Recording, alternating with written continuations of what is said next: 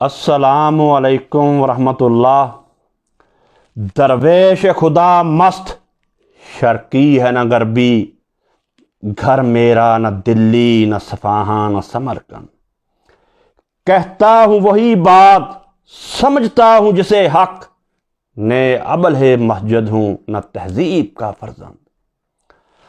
اپنے بھی خفا مجھ سے ہیں، بیگانے بھی نہ خوش، میں زہر ہلاہل کو کبھی کہہ نہ سکا کاند۔ 1916 کی بات ہے، جب بر صغیر پاک و ہند پر انگریز کا راج تھا اور انگریز کے اس راج میں مسلمان جگیرداروں کا راج تھا۔ مسلمان جگیردار راج کر رہے تھے، دوسری طرف فقراء، درویش اور علماء دین انگریز سے برسرے پیکار تھے۔ وہ انگریز کو بر صغیر سے نکالنا چاہتے تھے، وہ انگریز کو اپنا دشمن سمجھتے تھے، اس لیے وہ انگریز کی بندوق کے دہانے پر تھے۔ جیلیں علماء دین سے بھر گئیں، کالا پانی میں علماء دین گئے، مالٹا میں علماء دین اسیر رہے۔ تو اسی زمانے میں انگریز کی عدالت تھی۔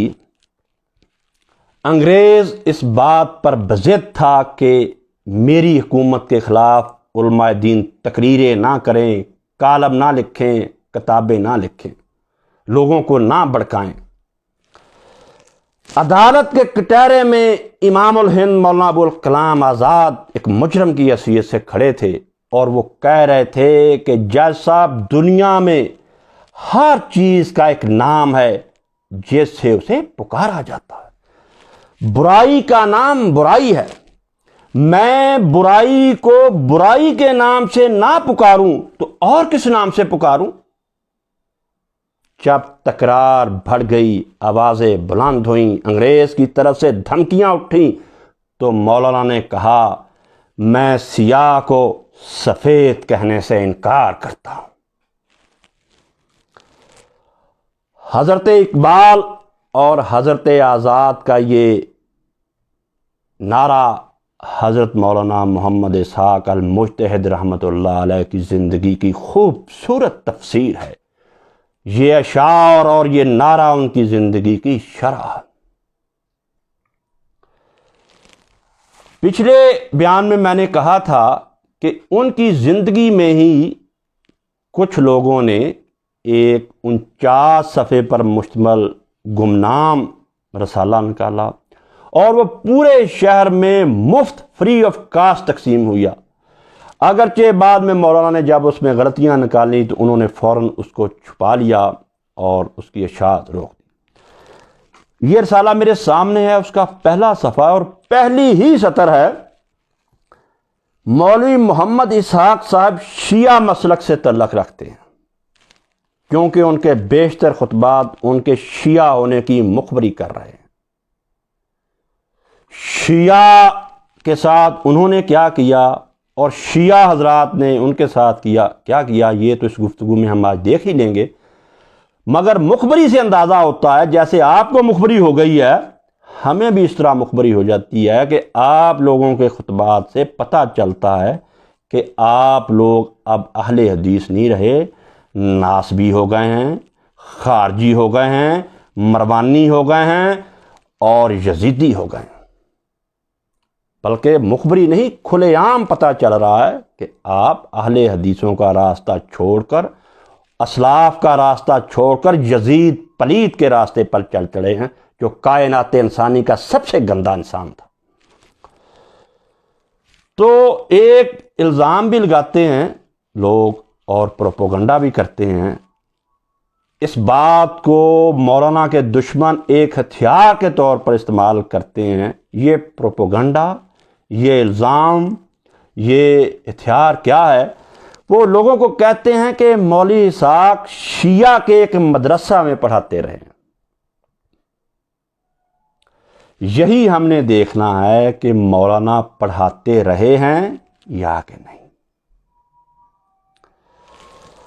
تو یہ ٹھیک ہے کہ 1970 سے لے کر 1973 تک مولانا شیعہ کے ایک مدرسہ میں عربی اور فارسی پڑھاتے رہے، گو کہ وہ خود گورنمنٹ کالج جو کہ موجودہ گورنمنٹ کالج یونیورسٹی ہے وہاں سے فارغ التحصیل تھے، وہاں سے پڑھے تھے، وہاں سے اسکالرشپ لیا تھا، مگر ان کی عربی اور ان کی فارسی کا، جیسا کہ میں نے پہلے ہی کہا، اسکول کے زمانے سے ہی طوطی بولتا تھا۔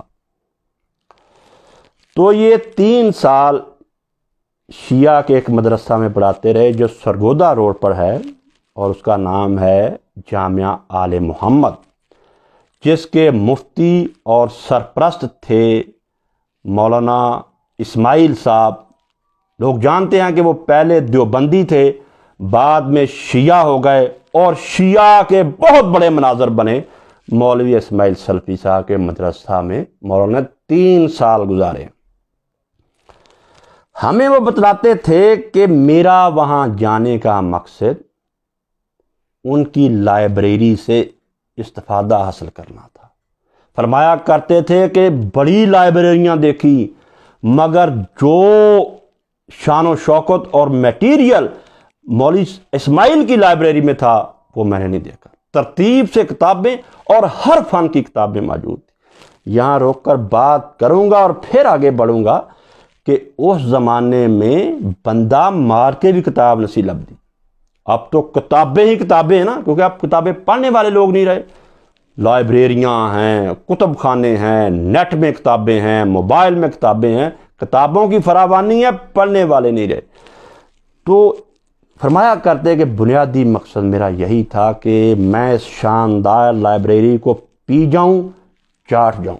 اس کا بڑا ثبوت یہ ہے کہ واقعی یہ مقصد تھا ان کا، کیونکہ اس مدرسہ سے ہمارا گاؤں صرف 7-8 کلومیٹر کے فاصلے پر تھا۔ روز بھی جا سکتے تھے گھر، مگر جاتے نہیں تھے، صبح شام وہیں رہتے اور لائبریری میں وقت گزارتے، جس کی وجہ سے ایک بندے کو یہ شبہ پیدا ہو گیا کہ وہاں وہ لائبریرین تھے، کیونکہ لائبریری میں ہی ہر وقت ان کا گزرتا تھا، اور وہ انہوں نے پھر لائبریری چارٹ بھی ڈالی، وہیں رہتے، اور اس لائبریری سے انہوں نے بہت فائدہ لیا، جس کا انہیں ساری عمر جو ہے وہ اعتراف کیا کرتے تھے۔ مولوی اسماعیل صاحب جو شیعہ مناظر تھے، ان کے حافظے کی بڑی تعریف کرتے تھے۔ بلا شبہ مولانا کہتے تھے کہ وہ بہت، ان کا حافظہ تیز تھا، بڑی یادداشت تھی، جو بات پڑھ لیتے تھے وہ کبھی نہیں بھولتے تھے۔ ہاں، لطیفے کے انداز میں ان کی خوراک کا بھی جو ہے وہ ذکر کیا کرتے تھے کہ سارا دن جو ہے وہ ایک دیگ میں پائے، گوشت، بونگے جو پکتی رہتی، شام کو پھر جس طرح ہم چائے پن کے پیتے نا، اس طرح پن کے وہ پھر اس کا سوپ اور یخنی پیا کرتے تھے، اور پھر رات کو شاگرد جو ہے نا سونے سے پہلے بادام روغن سر پہ مالش کیا کرتے۔ یہ مسئلے ہمیں یاد نہیں رہندے۔ تو 3 سال وہاں رہے۔ اب وہاں سے بھی حق گوئی اور بے باکی کی مثال قائم کر کے نکلے۔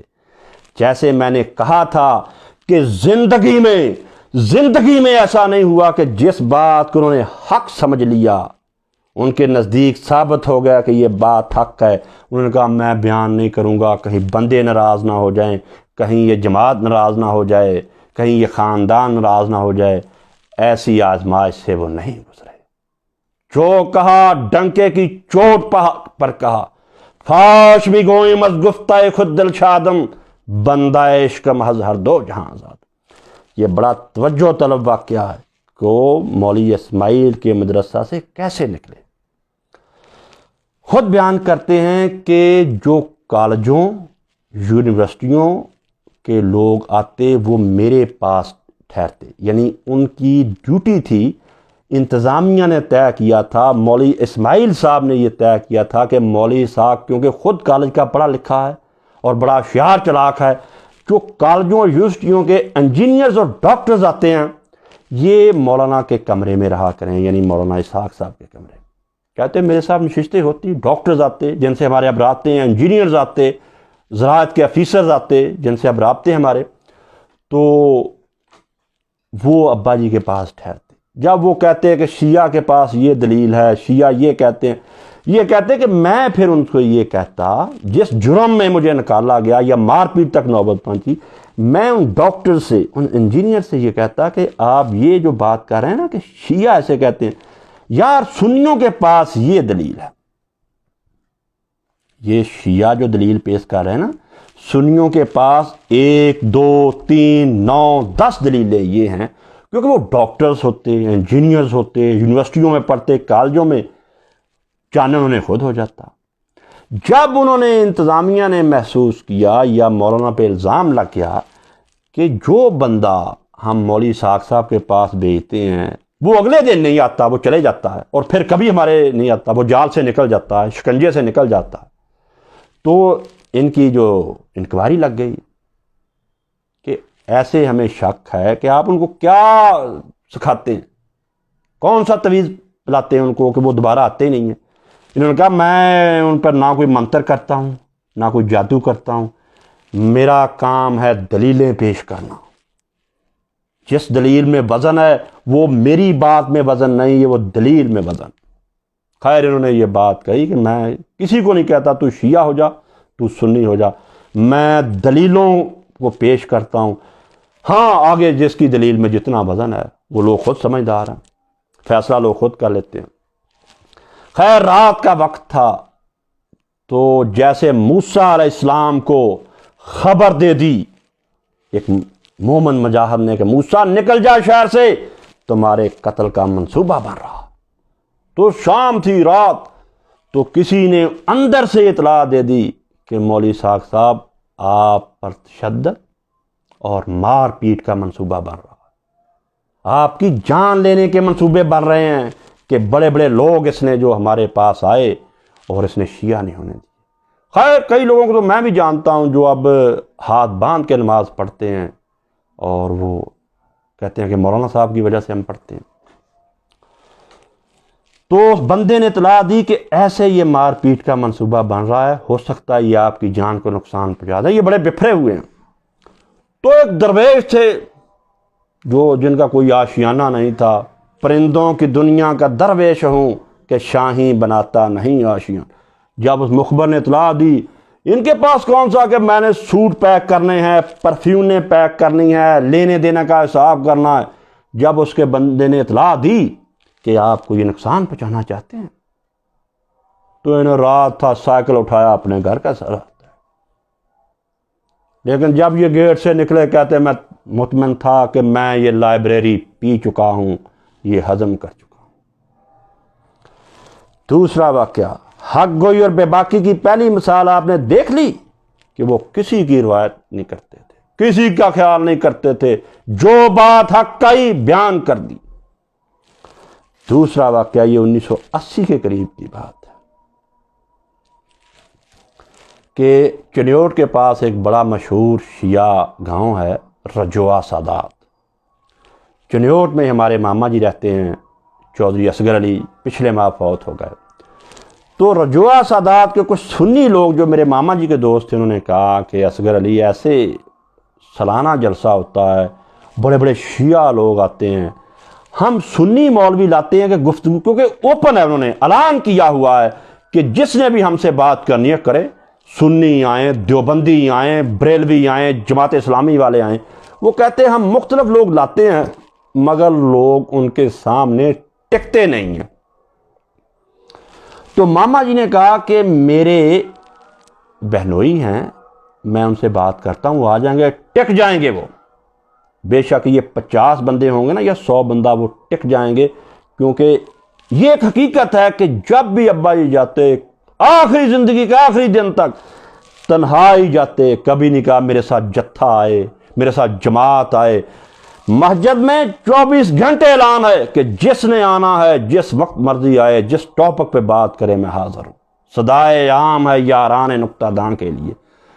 تو بڑے حیران ہوئے، کہتے تنہا؟ کہتے ہاں وہ تنہا ہی آئیں گے، لیکن انشاءاللہ تعالی شیعہ مناظرین کے سامنے وہ ٹک جائیں گے۔ اقبال نے اسی لیے کہا نا، چڑھتی ہے جب فقر کی سان پہ تیغ خودی، چڑھتی ہے جب فقر کی سان پہ تیغ خودی، ایک سپاہی کی ضرب کرتی ہے کار سپاہ۔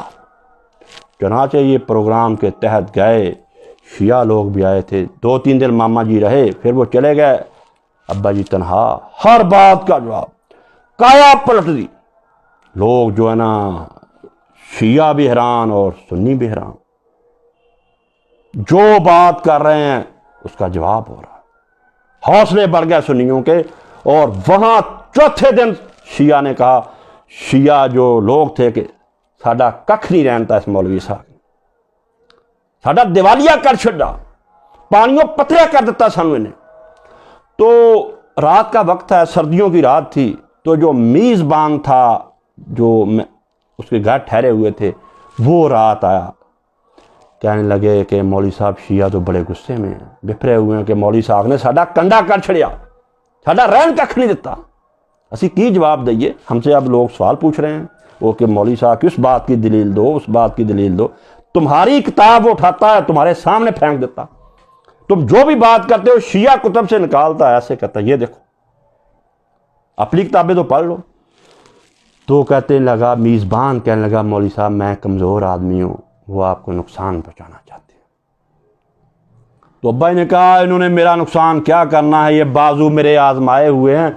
बहरहाल जो काम था वो भी हो गया, भाई तुम्हारे लिए मुश्किल ना बने, मैं निकल जाता हूँ। रात के अंधेरे में ही निकल गए। तो ये इल्ज़ाम की तरदीद भी हो गई कि शियों ने उनको नुकसान पहुँचाने की कोशिश की। ना देखा कि ये शियों के हक में बात जा रही है, ये बरेलवियों के, ये सुन्नियों में, सिर्फ यही देखा कि बात जो हक है उसको कहा।